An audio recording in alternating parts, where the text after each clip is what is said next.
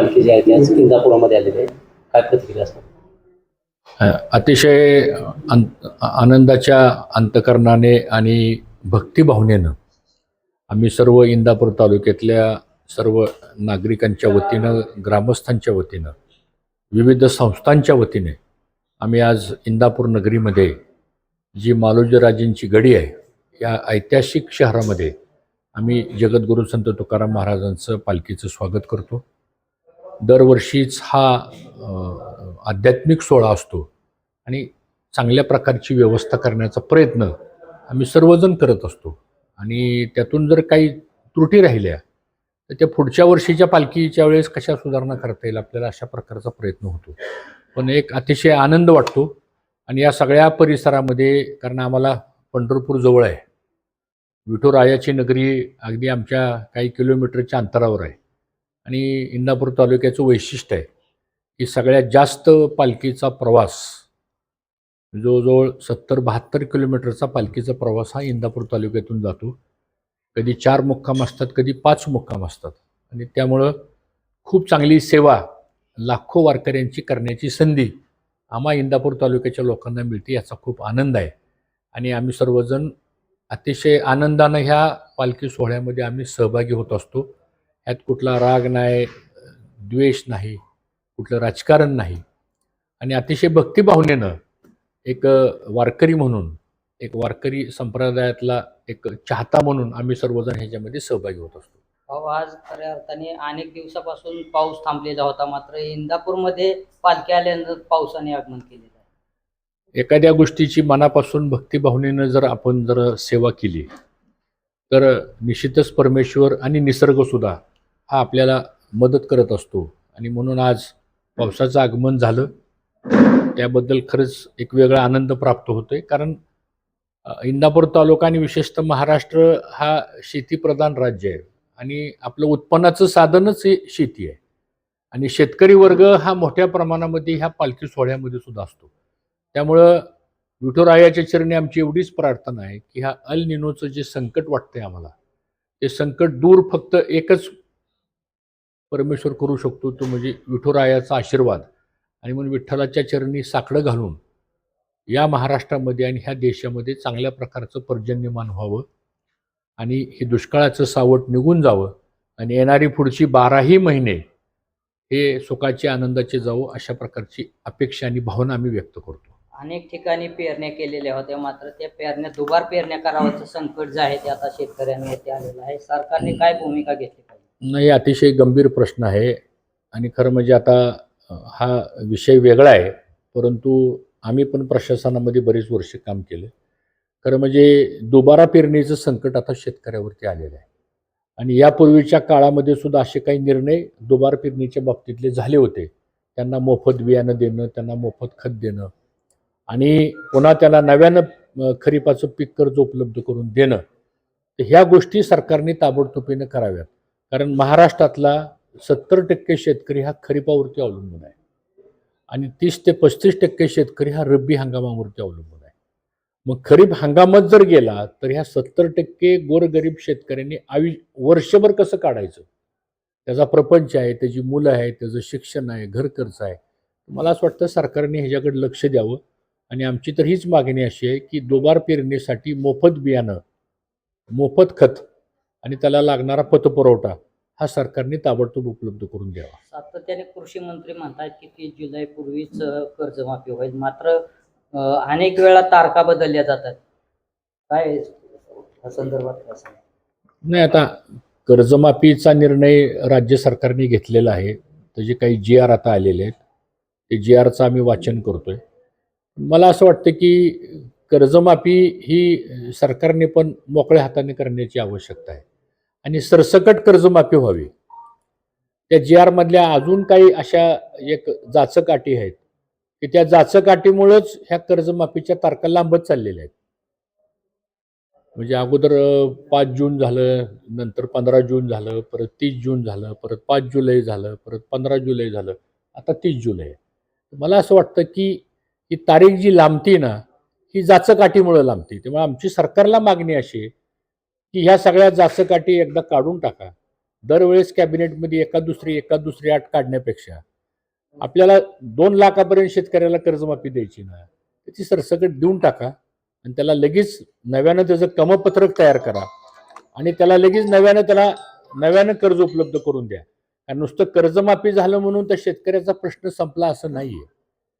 एक प्रश्न संपेल त्याचा कर्जाचा, दुसरा प्रश्न उभा राहणार आहे, दुबार पेरणीचा उभा राहणार आहे, बियाणाचा उभा राहणार आहे, नव्यानं लागणाऱ्या पीक कर्जाचा उभं राहणार. कर्ज शेतकऱ्याला दर हंगामालाच काढावं लागतंय आणि दर हंगामामधलाच हा प्रॉब्लेम आहे. मला वाटतं सरसकट कर्जमाफी व्हावी, यातल्या जाचकाठी काढून टाकाव्यात आणि जे काही 37-38 हजार कोटी रुपये जे 56 लाख शेतकऱ्यांना जे काही मिळणार आहेत ते मला असं वाटतं सहजपणानं त्याच्या खात्यामध्ये कर्जाच्या खात्यामध्ये जमा व्हावेत अशी या निमित्तानं आमची मागणी आहे. भाऊ, गेल्या 2 दिवसापूर्वी जयंत पाटील यांनी मुख्यमंत्र्यांची भेट घेतली. त्यानंतर चर्चा सुरू झाली की शरद पवारांची राष्ट्रवादी सत्तेमध्ये भेट घेऊन जयंत पाटील या अर्थमंत्री होते. तसं काय आहे? नाही, याची कुठल्याही प्रकारची कल्पना नाही, परंतु याचा खुलासा खुद्द जयंत पाटील साहेबांनीच केलेला आहे की ती त्यांच्या कामासाठी गेले होते, त्यांच्या मतदारसंघातले काही प्रश्न होते असं त्यांनी त्याचा खुलासा केलेला आहे. पण मला तशा कुठल्याही प्रकारची चर्चा आमच्यापर्यंत आलेली नाही, कारण आम्ही पण त्या कोर कमिटीमध्ये आहोत. तशी कुठल्याही प्रकारची चर्चा झालेली नाही आणि आज तागायतपर्यंत कुठल्या प्रकारचा निरोप आम्हाला मिळाला नाही. आता सध्या तालुक्यात आपले पालखी महामार्गाचे काम अजून पूर्ण पडलेलं झालेलं नाही, अजून अर्धवटच आहे. नितीन गडकरी साहेबांनी पाहणी केली, त्यावेळेस तुम्ही पण होता. मात्र पाहणी करूनही पालखी महामार्ग पूर्ण झालेला नाही. वाऱ्याच्या अगोदर पालखी महामार्ग पूर्ण होईल असं आश्वासन दिलं होतं गडकरी साहेब. हे केदार कुठेतरी प्रशासनाला म्हणजे जुमानत नाहीत का? नाही, मी सातत्यानं ह्या निकृष्ट दर्जाचं काम जे पालखी महामार्गाचं झालेलं आहे आणि विशेष करून ते आपल्याच पट्ट्यामध्ये झालेलं आहे आणि हे काम इतकं निकृष्ट झालेलं आहे की दुर्दैवाने त्यातला एक कॉन्ट्रॅक्टर तर मयत झाला आणि आता अवस्था अशी आहे, मी स्वतः गडकरी साहेबांना दिल्लीला जाऊन पत्र दिलं होतं की तुम्ही ह्याची पाहणी करा. माझ्या विनंतीवरती गडकरी साहेब आले, त्यांनी ह्या महामार्गाची पाहणी केली. अत्यंत संतप्त झाले होते ते सगळं काम बघितल्यानंतर. त्याच्यानंतर त्यांनी एक 8 दिवसामध्ये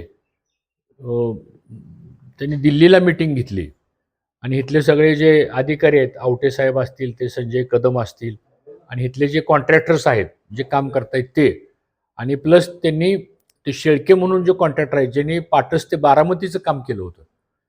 आम्ही अशी मागणी केली की ह्याची काय तुम्हाला चौकशी करायची ती करा, जे कोणी दोषी असतील त्याच्यावर कडक कारवाई करा. कारण आज ही अवस्था जर बघितली आपण, काल सुद्धा विश्वस्त, आजही सकाळी तुकाराम महाराज पालखींचे विश्वस्त सुद्धा खूप अस्वस्थ झालेले आहेत. ते म्हणले आम्हाला चालता येत नाही, मातीत खडी मिसळलेली आहे, आम्हाला बरेच जण बिगर चपलाचं चालतात, बैल रथ ओढतात त्याला रथ ओढता येत नाही आणि इतका मोठा जनसमुदाय जो अत्यंत भावनिक सगळा घरदार संसार प्रपंच सोडून आज 200-200 किलोमीटर चालतो. पण दुर्दैवानं आमच्या भागात त्याला तो रस्ता चांगला नसल्यामुळं त्याची खूप गैरसोय झाली. खरं म्हणजे एक जबाबदार नागरिक म्हणून मी सगळ्या आमच्या वारकरी बांधवांचं मी दिलगिरी व्यक्त करतो. त्यांना खरं म्हणजे हे ठेकेदारच्या चुकीमुळं त्याची किंमत गोरगरीब वारकऱ्यांना भोगायची पाळी येते. आणि मी परवासुद्धा गडकरी साहेबांना भेटलो दिल्लीला जाऊन. आता त्यांनी काही पॅचवर्क करायला सांगितलेलं आहे आणि काही नवीन कामं इथून पुढे जी करायची आहेत आत्ता ती कामं शेळके कॉन्ट्रॅक्टरनी करावेत असं काहीतरी त्यांच्या बैठकीमध्ये ठरलेलं आहे. आणि मला असं वाटतं की येत्या 4 ते 6 महिन्यामध्ये का होईना हे जर नाही झालं तर मला असं वाटतं हा पालखी महामार्ग नसून हा त्रासदायक मार्ग झाला आहे आणि ह्यातनं काही अपघात घडतायत. दुर्दैवानं काही लोक मृत्युमुखी पडलेले आहेत आणि त्या रस्त्याने जाणंच मुळात आता म्हणजे जीवाशी खेळण्यासारखं झालेलं आहे. तर ह्याच्याबद्दल आम्ही पण खूप नाराज आहोत, कारण ही चांगलं काम झालेलं नाही. जर सगळ्याच रस्त्याचं इस्टिमेट सारखं असेल, सगळ्याच रस्त्याचा DSR सारखा असेल, मग आपल्या इथलं काम चांगलं का होऊ शकत नाही? कोण कॉन्ट्रॅक्टर आहे हा? आणि म्हणून ह्याच्यावर सुद्धा कारवाई तर झालीच पाहिजे. पण त्याही पेक्षा हे जे काही निकृष्ट दर्जाचं जे काम झालेलं आहे तर याच्या बाबतीत सुद्धा ठीक आहे, ते डिपार्टमेंट त्यांच्या पद्धतीने बघतील. पण आज एकतर सगळी झाडं तोडली, त्यामुळं रखरखत्या उन्हामध्ये आज त्या वारकऱ्यांना 70 किलोमीटर चालत जावं लागते सांगतो. कुठं विसावा घ्यायचं म्हणलं तर त्याला एक झाड सुद्धा नाही सांगतो. किमान पूर्वीच्या काळामध्ये चिंचेची झाडं तरी होती, जुन्या काळातली सांगतो. हा अगदी व्हायच्या अगोदर. आता वारकरीच असं म्हणतात की ते आमचा पहिलाच रस्ता बरा होता, निदान आम्हाला त्रास तरी होत नव्हता. हा नाहीतर कुठं आम्हाला मोठ्या 2-2 4-4 कोटीच्या गाड्या घेऊन जायचं ह्या रस्त्याने. आम्हाला तर पायीच चालायचंय. पायी चालायला जर तुम्ही जगद्गुरु संत तुकाराम महाराज पालखी महामार्ग असं नाव देता तुम्ही त्या महामार्गाला, आणि काम मात्र निकृष्ट दर्जाचं करता, याच्याबद्दलची तीव्र नाराजी या सगळ्या वर्गामध्ये मी सुद्धा त्यांच्या बरोबर आहोत. आणि कुठल्याही परिस्थितीत हा रस्ता चांगल्या क्वालिटीचा होऊन त्याला अतिरिक्त लागणारा निधी जो कोणी नवीन काम करेल त्याला द्या, आणि ज्यांनी चुकीचं काम केलेलं त्याच्यावर कारवाई करा. भाऊ, आता केंद्रामध्ये केंद्रीय मंत्रिमंडळाचा विस्तार होण्याची दाट शक्यता आहे आणि त्याच पार्श्वभूमीवर येणाऱ्या अधिवेशनात महिला आरक्षणाचं बिल आणि डिलिमिटेशनचं बिल ही दोन्ही बिलं सादर होणार आहेत असं अंतर्गत सूत्रांकडून कळतंय. तर त्याला आपला पक्ष राष्ट्रवादी काँग्रेस शरदचंद्र पवार हा केंद्रात पाठिंबा देणार आहे असं समजतंय. तर मग ते केंद्रीय मंत्रिमंडळाच्या विस्ताराचे आणि डिलिमिटेशन बिलला पाठिंबा देण्याचं कुठंतरी धागे जुळतायत का? नाही, आमच्या खासदार आणि आमच्या पक्षाच्या कार्यकारी अध्यक्ष सुप्रियाताई यांनी 2 दिवसापूर्वीच आपल्या प्रेसमध्ये एक स्टेटमेंट दिलेलं आहे की आता या क्षणापर्यंत तरी डिलिमिटेशनचं कुठलंही बिल सभागृहात मांडण्याचा प्रस्ताव आलेला नाही.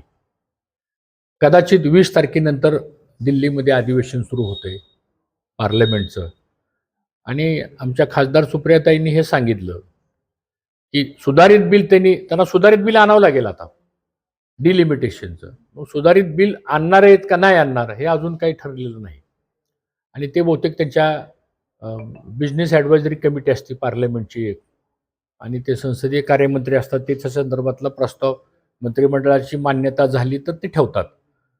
तर तसं जर बिल आलं समजा तर त्याच्यावर आमचा पक्ष, आमच्या पक्षाचे वरिष्ठ नेते अभ्यास करतील आणि त्यानंतर त्याच्याबद्दलची भूमिका जाहीर होईल. पण अजून बिलच आलं नाही तर त्याबद्दल आज बोलण्यात काय अर्थ नाही. दोन्ही पवार फॅमिली एकत्र येऊन एकत्र येतील आणि ते ह्याला पाठिंबा देतील अशा आता जस्ट नुकत्याच बातम्या येतात, त्यात किती सत्यता आहे? म्हणजे दोन्ही राष्ट्रवादी एकत्र येईल का? विलीनीकरण परत होईल का? नाही, आता काय की विलिनीकरणाच्या बाबतीमध्ये शेवटी आम्ही काही विलिनीकरणाच्या संदर्भातला अंतिम निर्णय कोण घेतं, कुठल्याही पक्षाचा असू द्या, तो पक्षाचा जो अध्यक्ष असतो तो त्यांचा अधिकार असतो. पण स्वर्गीय अजितदादा ज्यावेळेस होते आणि त्या ज्या काही 9 बैठका झाल्या त्यातल्या 4 बैठकीला मी उपस्थित होतो, आणि शेवटची बैठक जी झाली बारामतीला आपल्याला सर्वांना माहिती आहे. त्यावेळेस अजितदादाची प्रामाणिक इच्छा होती की दोन्ही राष्ट्रवादी काँग्रेस पक्षांनी एकत्र यावं आणि आपण एकत्र एका दिलाने आपण काम करू आणि चांगल्या पद्धतीने लोकांना आपण सेवा देण्याचा प्रयत्न करू, असं दादांची इच्छा होती. दुर्दैवानं दादांचं अपघाती निधन झालं आणि नंतर मग त्या महिन्याभरात 2 महिन्यामध्ये वेगवेगळ्या चर्चा पुढे यायला लागल्या, वेगवेगळे स्टेटमेंट्स पुढे यायला लागले. त्यामुळे मग आमच्या पक्षाच्या सगळ्या कोर कमिटीमध्ये आम्ही बसलो, एकत्र चर्चा झाली, आणि त्यामुळं मग विलिनीकरणाच्या बाबतीमध्ये दादा काय म्हणले होते एवढीच भूमिका आम्ही मांडली. पण त्यानंतर पुढं ती चर्चा थांबली तिथं. आता ह्या क्षणापर्यंत काही अशी कुठली चर्चा आमच्यापर्यंत आलेली नाही. आता पुढं काय होणार आहे, आता ह्या बातम्या मीडियामध्ये येत आहेत, परंतु आमच्या स्तरावर तर या संदर्भातली कुठलीही चर्चाच्या संदर्भात विषय झालेला नाही.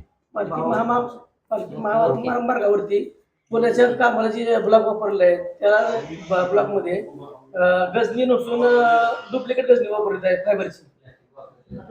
नाही, आता गडकरी साहेब मला असं म्हणाले की त्यांनी आता एक नवीन मशीन आणलेलं आहे आणि ते मशीन रोडवर जर फिरवलं तर त्या मशीनमध्ये सगळे इंडेक्सेस येतात.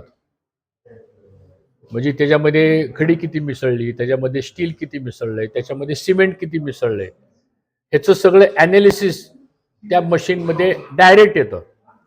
त्यामुळं क्वालिटी कंट्रोलचा ऑफिसर पाठवा आणि चौकशी करा हा काळ राहिला नाही. आता नवीन टेक्नॉलॉजी आलेली आहे आणि मला असं वाटतं गडकरी साहेबांनी ह्या संपूर्ण पालखी महामार्गाचं त्या मशीन मार्फत क्वालिटी सर्वे करायचं ठरवलेलं आहे आणि त्याप्रमाणे मग ते तो काय पुरावाच आहे. ते काही कोणाचा रिपोर्ट घ्यायची पण आवश्यकता नाही. तर मला असं वाटतं ते आम्ही त्यांना म्हणलं की तुम्ही करा, ते आमचा कोणाचा काही व्यक्तिगत कोणाबद्दल काही राग नाही. आमचं एकच म्हणणं असं आहे की वर्षानुवर्ष पालखी ह्या मार्गावर जाणार आहे आणि आम्ही पण जमिनी ह्या पालखी महामार्गासाठी दिलेत ना.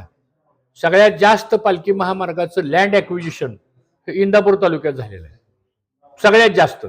मग आम्ही आमची राहती घरं दिली, बागायत क्षेत्र दिलं, आम्ही एक राष्ट्रीय कर्तव्य समजूनच दिलं, एक धार्मिक कर्तव्य समजूनच दिलं. आज तुम्ही बघा सनसरपासून सराटीपर्यंत सगळा बागायत भागातून पालखी महामार्ग गेलेला आहे, कोणीही विरोध केला नाही. एक चांगलं काम होतंय, आध्यात्मिक पगडा आपल्यावर आहे.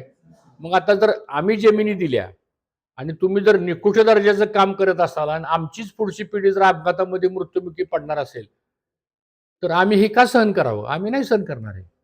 भविष्य काळात ह्या गजनीचा काय दुरुपयोग म्हणजे होईल का सर? म्हणजे टिकल का ते फुल टिकल का? नाही, आता ती त्या ह्याच्याप्रमाणे टेक्निकल सर्वे त्याचा होऊ द्या आणि शेवटी त्याचं ऑडिट तर करावीच लागणार आहे. एवढे मोठे फ्लायओव्हर्स आपण केलेले आहेत, तिथनं हजारो टनाची वाहतूक जाणार आहे आणि हे रस्ते काय 2 आणि 5 वर्षाकरता नाहीत, हे रस्ते 50-50 वर्ष टिकणार आहेत पुढं. मग ह्याचा जर आजच जर काम चांगलं नसेल, उद्या भविष्यात ह्यातनं जर काय अपघात झाले तर किती लोकांचा बळी घेणार आहे आपण? आणि म्हणून आमच्या सर्व इंदापूर तालुक्यातल्या लोकांच्या भावना तीव्र आहेत की हे काम दर्जेदार झालं पाहिजे. नॅशनल हायवे अथॉरिटी आणि त्याचे जे अधिकारी आहेत त्यांची पण जबाबदारी आहे की ही कामं चांगल्या प्रतीची का झाली नाहीत. त्यांना पण जाब विचारला पाहिजे ना. तुम्ही ह्यांची पेमेंट्स कसे काढता, हे जे रिपोर्ट्स कोण देतं? वास्तविक पाहता हे चुकीचं आहे.